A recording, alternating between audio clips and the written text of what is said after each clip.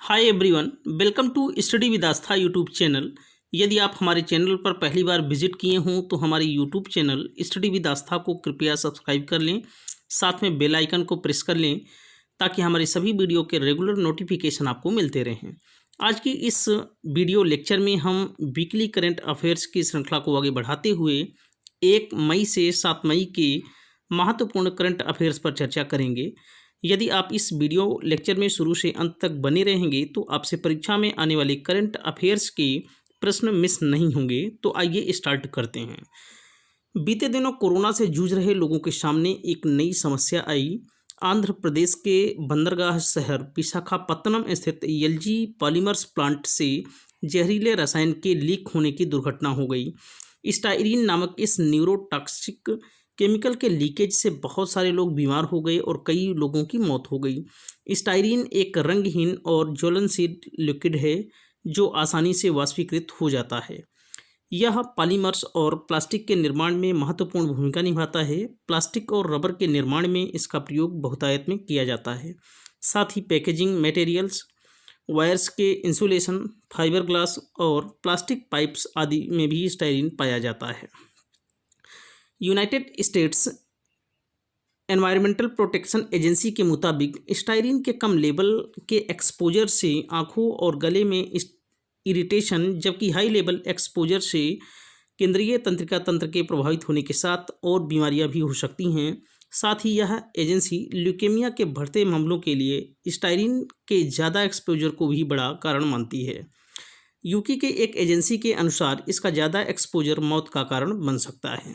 WHO के मुताबिक styrene 20वां सबसे ज़्यादा यूज होने वाला केमिकल है। बढ़ते हैं अगली खबर की ओर। हाल ही में DRDO यानी defence research and development organisation ने अत्यधिक संक्रमित क्षेत्रों के डिसइंफेक्शन के लिए एक अल्ट्रा वायलेट डिसइंफेक्शन टावर विकसित किया है। इस उपकरण को UV ब्लास्टर नाम दिया गया है। यह अल्ट्रावायलेट किरण आधारित एरिया सैनिटाइजर है। डिसइंफेक्शन की यह प्रक्रिया रसायन मुक्त है और किसी भी दूसरी प्रक्रिया से तेज है।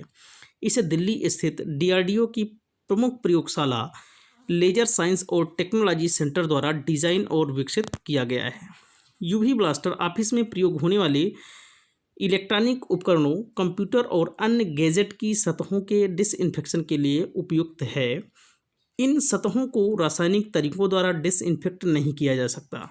साथ ही यह उपकरण हवाई अड्डा, शॉपिंग मॉल, होटल, कारखाने, कार्यालय जैसे अत्यधिक भीड़ वाले स्थानों के लिए काफ़ी उपयोगी साबित होगा। इस उपकरण को वाईफाई के जरिए मोबाइल फ़ोन या लैपटॉप से दूर से भी संचालित किया जा सकता है।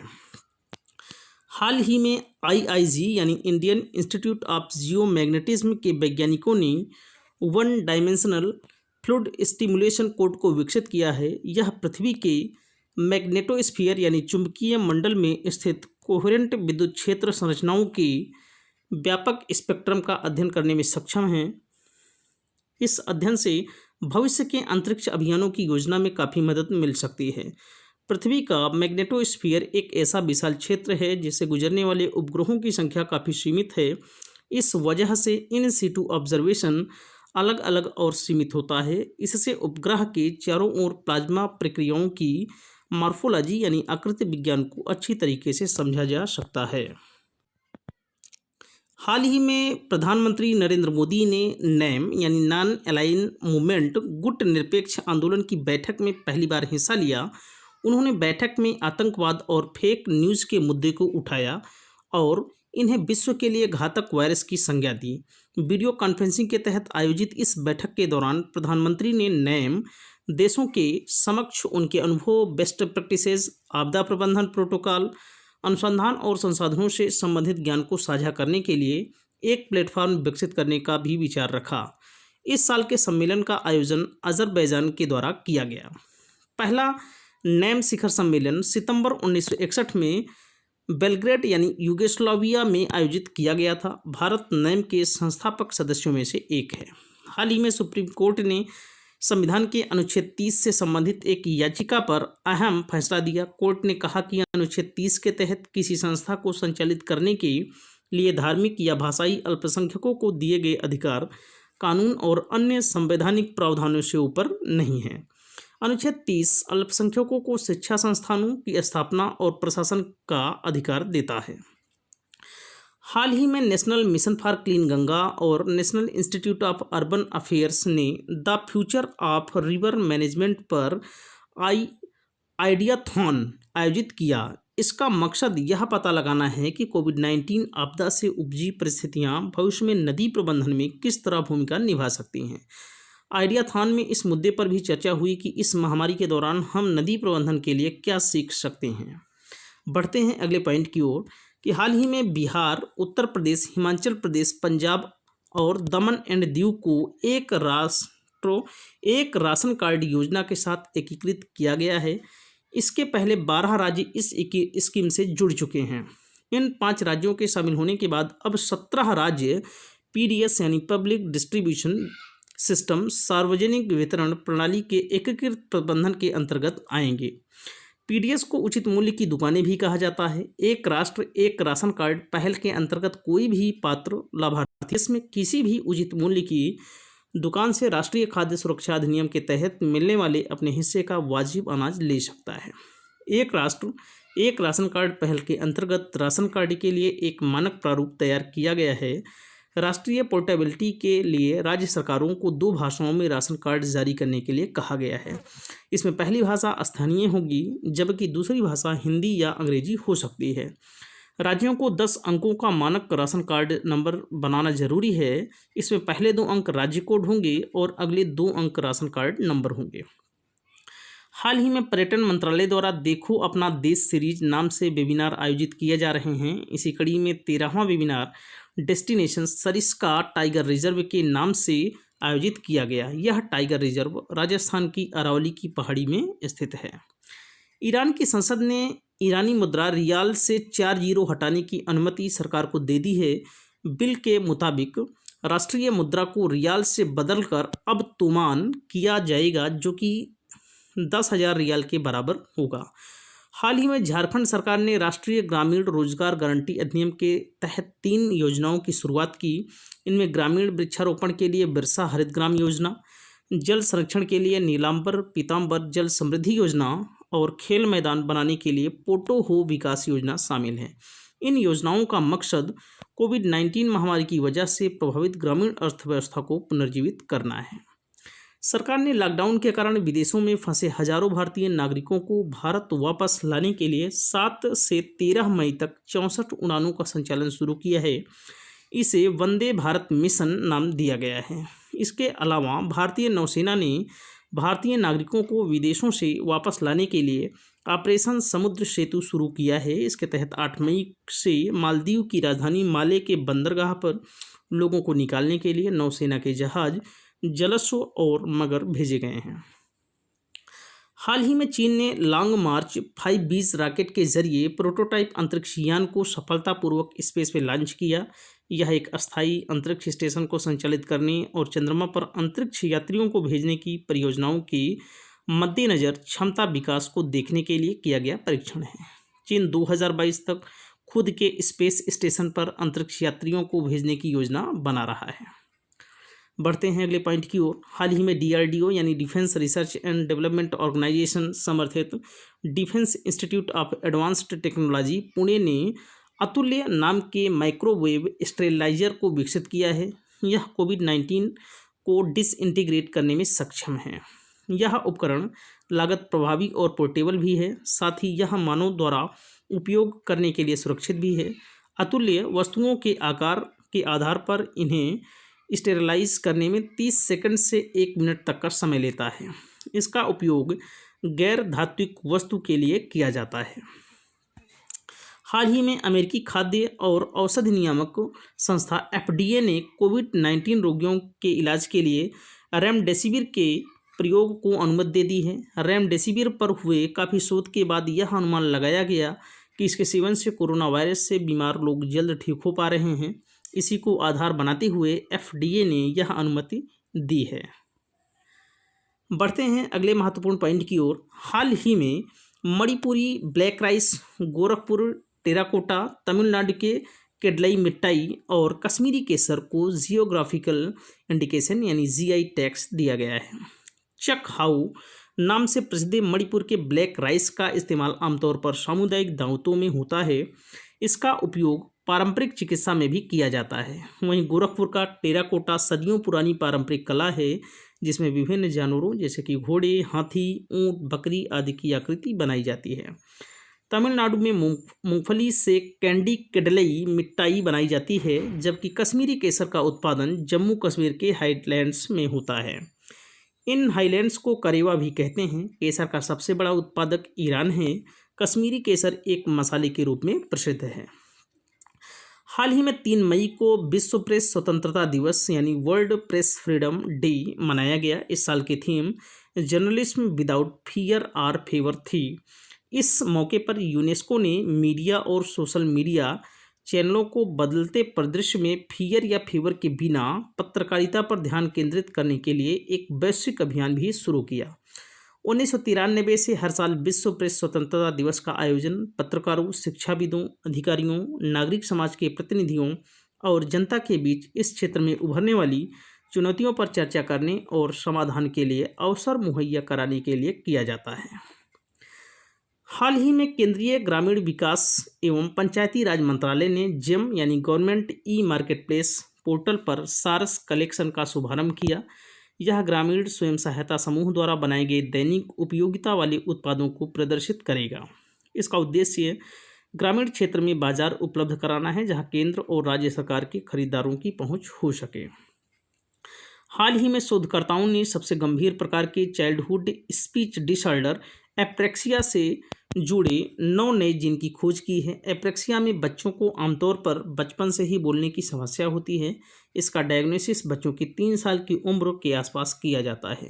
इस नई खोज में न्यूरोसाइंटिस्ट और स्पीच पैथोलॉजिस्ट बच्चों के लिए अधिक टारगेटेड उपचार विकसित करने में सक्षम होंगे।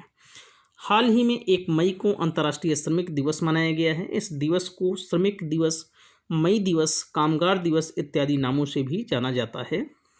ILO यानी इंटरनेशनल लेबर ऑर्गेनाइजेशन अंतर्राष्ट्रीय श्रम संगठन द्वारा दुनिया भर में श्रमिकों को योगदान को सम्मानित करने के लिए प्रत्येक वर्ष इसे मनाया जाता है। हाल ही में AIIA यानी all India institute of Ayurveda ने दिल्ली राज्य सरकार की पुलिस के साथ मिलकर आयु रक्षा कार्यक्रम शुरू किया है। इस कार्यक्रम की टैगलाइन कोरोना से जंग, दिल्ली पुलिस के संग है। इस कार्यक्रम का मुख्य उद्देश्य लोगों की प्रतिरोधक क्षमता को बढ़ाना है। हाल ही में रामायण दुनिया का सबसे ज़्यादा देखा जाने वाला कार्यक्रम बना है। इसे एक साथ 77 मिलियन लोगों ने देखा। इसे Limca book of world record में शामिल किया गया है। हाल ही में भारत के प्रसिद्ध फुटबॉलर चुन्नी गोस्वामी का निधन हो गया है।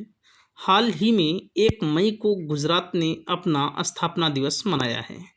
हाल ही में सऊदी अरब ने असाधारण वर्चुअल G20 डिजिटल इकोनॉमी मंत्रियों की बैठक की अध्यक्षता की है। इस वर्ष यानी 2020 G20 का आयोजन सऊदी अरब में होगा।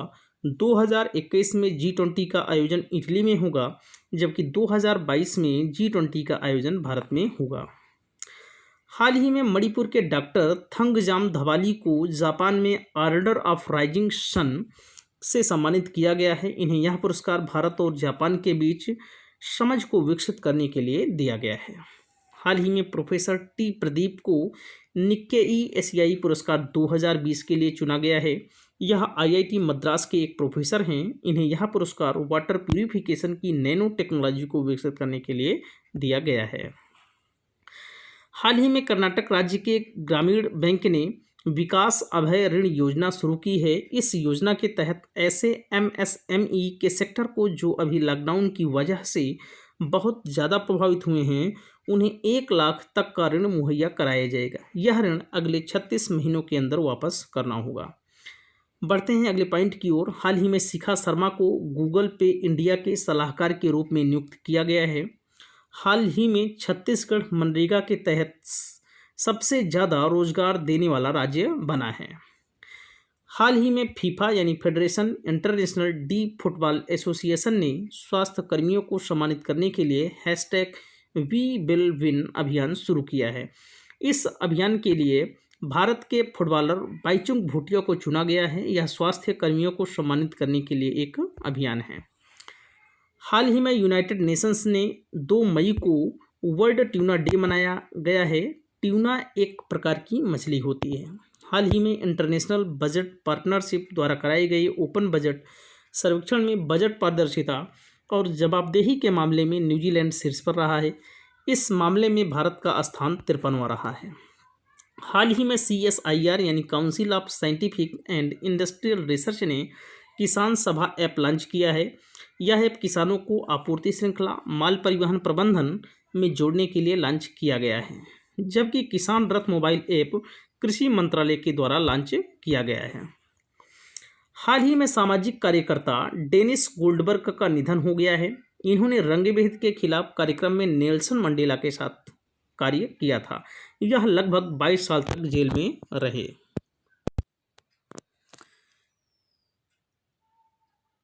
हाल ही में ऑस्ट्रेलिया की cricket team ICC test ranking में शीर्ष पर पहुंच गई है। आइए देखते हैं, टेस्ट रैंकिंग में पहले नंबर पर ऑस्ट्रेलिया, उसके बाद न्यूजीलैंड, उसके बाद इंडिया है। ODI रैंकिंग में इंग्लैंड पहले स्थान पर है, फिर इंडिया है, उसके बाद न्यूजीलैंड है। तो वहीं T20 में ऑस्ट्रेलिया पहले स्थान पर, इंग्लैंड दूसरे स्थान पर और इंडिया तीसरे स्थान पर है। हाल ही में न्यू डेवलपमेंट बैंक ने ब्रिक्स यानी ब्राज़ील, रसिया, इंडिया, चाइना, साउथ अफ्रीका देशों को $15 बिलियन का ऋण देने की घोषणा की है। हाल ही में केंद्रीय संस्कृति मंत्री प्रहलाद सिंह पटेल ने प्रतिष्ठित पुरातत्वविद प्रोफेसर बी लाल पर आधारित प्रोफेसर बी लाल इंडिया रीडिस्कवर्ड नामक ई-बुक लॉन्च किया है। हाल ही में कावेरी जल प्रबंधन प्राधिकरण को आधिकारिक तौर पर जल शक्ति मंत्रालय के अधीन लाया गया है। कावेरी जल विवाद कर्नाटक तथा तमिलनाडु के बीच विवाद का कारण है। हाल ही में अरविंद कुमार ने MSME मंत्रालय के सचिव का कार्यभार संभाला है। यह 1988 बैच के IAS अधिकारी हैं। गिरधर अरमानी सड़क परिवहन एवं राजमार्ग मंत्रालय के सचिव बने हैं, तो वहीं अजय तिर्की महिला एवं बाल विकास मंत्रालय के सचिव बने हैं। हाल ही में सानिया मिर्जा को फेड कप हार्ट अवार्ड के लिए नामांकित किया गया है। हाल ही में महाराष्ट्र राज्य महात्मा ज्योतिबा फुले जन आरोग्य योजना के तहत मुफ्त स्वास्थ्य बीमा प्रदान करने वाला पहला राज्य बना है। हाल ही में रेटिंग एजेंसी क्रिसिल ने घोषणा किया है कि लॉकडाउन के कारण भारत को 10 लाख करोड़ या 7,000 रुपये प्रति व्यक्ति का नुकसान होगा। हाल ही में RBI ने 104 साल पुरानी बैंक CKP बैंक का लाइसेंस रद्द कर दिया है। हाल ही में महाराष्ट्र राज्य के गौरवशाली इतिहास पर गिरीश कुबेर ने Shivaji in South Block the unwritten history of a proud people नामक पुस्तक लिखी है। हाल ही में प्रसिद्ध लेखक R.B. स्मिथ का निधन हो गया है। इनकी एक प्रसिद्ध पुस्तक the Delhi that no one knows है। हाल ही में रमेश बाबू को NTPC यानी नेशनल थर्मल पावर कॉरपोरेशन का निदेशक परिचालन नियुक्त किया है। हाल ही में ILO यानी इंटरनेशनल लेबर ऑर्गेनाइजेशन ने घोषणा की है कि कोविड-19 के कारण विश्व की आधी श्रमिक आबादी अपनी आजीविका खो देगी। हाल ही में नीरज धवन येस बैंक के नए CRO यानी चीफ रिस्क ऑफिसर नियुक्त हुए हैं। हाल ही में त्रिपुरा राज्य सरकार ने एग्रो एंटरप्रेन्योर फैसिलिटेशन डेस्क की शुरुआत की है। हाल ही में जापान में होने वाले कॉमनवेल्थ यूथ गेम्स को 2023 तक स्थगित कर दिया गया है, जबकि एशियन यूथ गेम्स का आयोजन चीन में होना है। हाल ही में अमेरिकी सरकार ने अमेजन कंपनी की 5 फॉरेन साइट्स को ब्लैकलिस्ट करने की घोषणा की है। हाल ही में 4 मई को अंतर्राष्ट्रीय अग्निशमन दिवस इंटरनेशनल फायर फाइटर्स डे मनाया गया है। हाल ही में IIT के पूर्व छात्रों की परिषद द्वारा मुंबई में पहली कोविड-19 बस लॉन्च की गई है। हाल ही में HDFC यानी housing development and finance corporation bank ने हैशटैग हम हार नहीं मानेंगे नामक शीर्षक पर एक सॉन्ग जारी किया है। हाल ही में कर्नाटक के प्रतिष्ठित कवि KS निसार अहमद का निधन हो गया है। हाल ही में अमेरिका में 4 मई को राष्ट्रीय पक्षी दिवस मनाया गया है, जबकि भारत में यह दिवस भारत के प्रसिद्ध पक्षी वैज्ञानिक डॉक्टर सलीम अली के जन्म दिवस यानी 12 नवंबर को मनाया जाता है।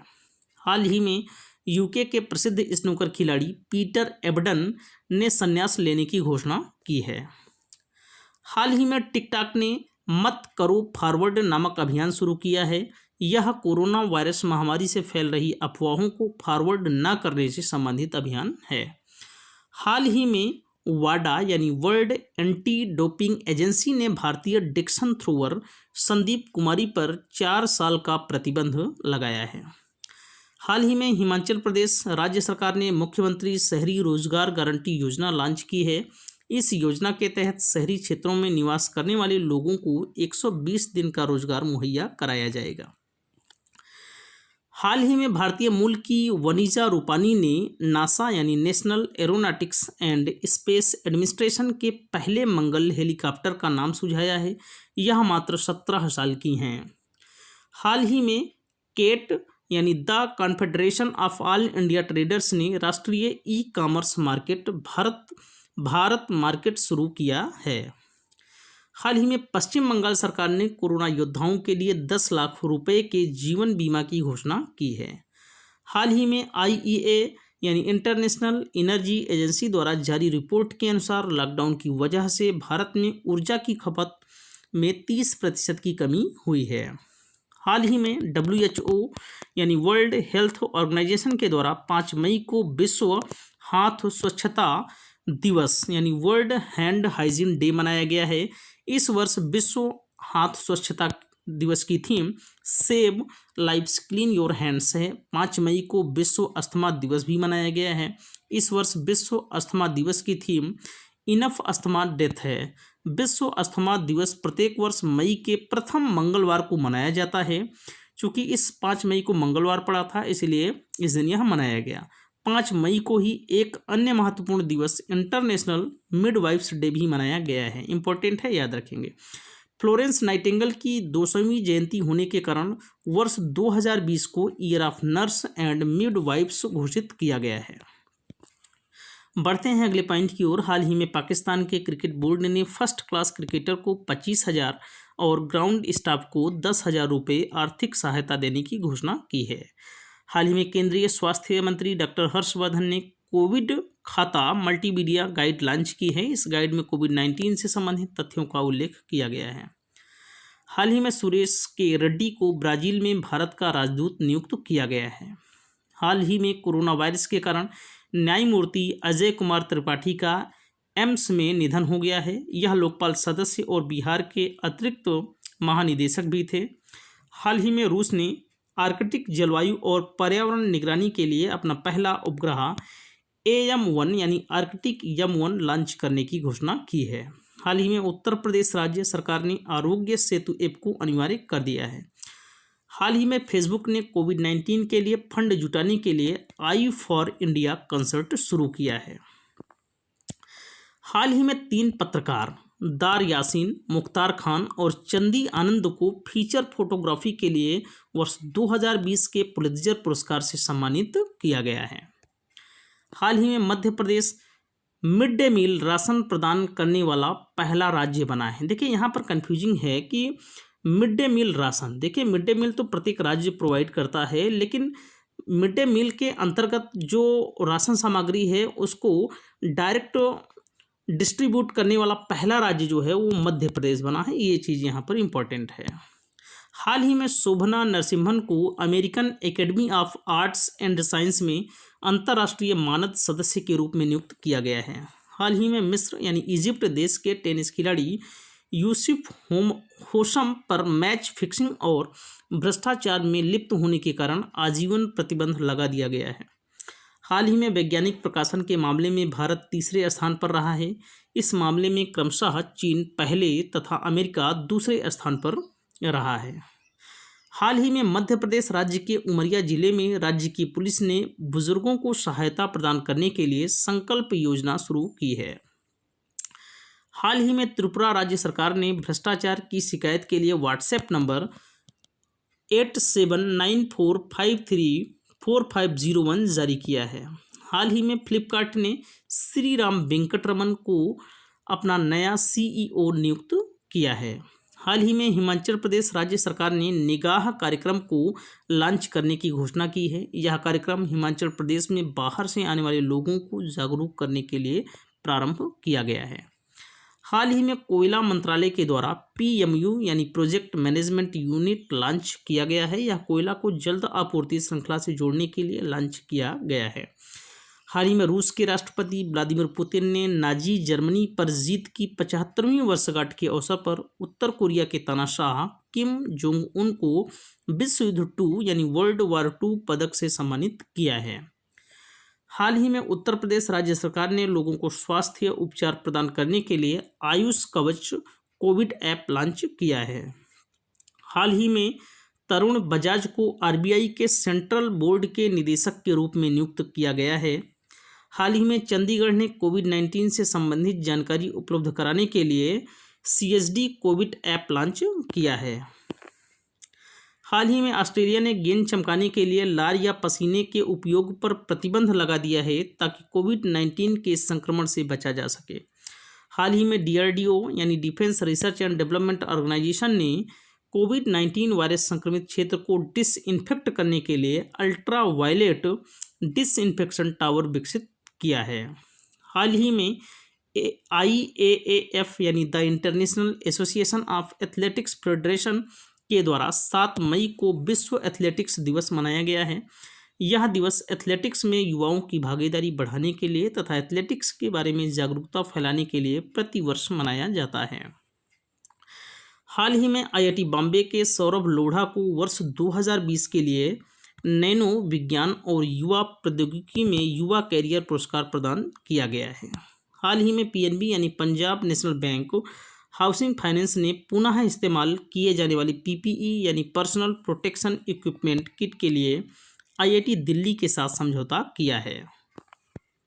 हाल ही में लोकसभा में कांग्रेस के नेता अधीर रंजन चौधरी को संसद की लोक लेखा समिति पैक यानी पब्लिक अकाउंट्स कमेटी का अध्यक्ष चुना गया है। हाल ही में मुस्तफ़ा अल कदीमी इराक के नए प्रधानमंत्री बने हैं।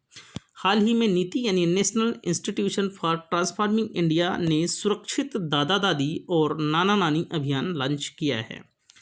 हाल ही में Vijyant at Kargil the life of a Kargil hero नामक पुस्तक का विमोचन हुआ है। इस पुस्तक के लेखक VN थापर और नेहा द्विवेदी हैं। हाल ही में आंध्र प्रदेश सरकार ने कृषि मूल्य और खरीद की व्यापक निगरानी के लिए CM ऐप लॉन्च किया है। CMAPP ऐप लॉन्च किया है। तो इस ऐप का नाम है CMAPP ऐप लॉन्च किया है।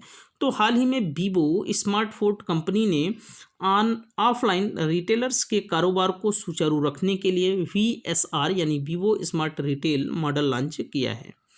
हाल ही में त्रिपुरा के मुख्यमंत्री बिप्लब कुमार देव ने मुख्यमंत्री योगा योग योजना लॉन्च की है। इस योजना के तहत त्रिपुरा सरकार द्वारा कॉलेज और यूनिवर्सिटी के फाइनल ईयर के छात्रों को स्मार्टफोन के लिए 5,000 रुपया दिया जाएगा।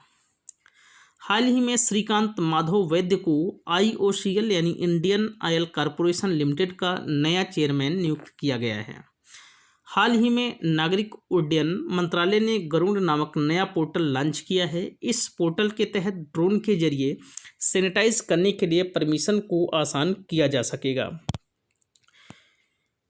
PDF को डाउनलोड करने के लिए हमारे टेलीग्राम चैनल स्टडी विद आस्था को ज्वाइन कर लें। यदि आपको हमारा यह सेशन पसंद आया हो तो लाइक ज़रूर करें, शेयर करें, कमेंट करें और स्टडी विद आस्था के इस YouTube चैनल को सब्सक्राइब करें। Thank you so much. जय हिंद।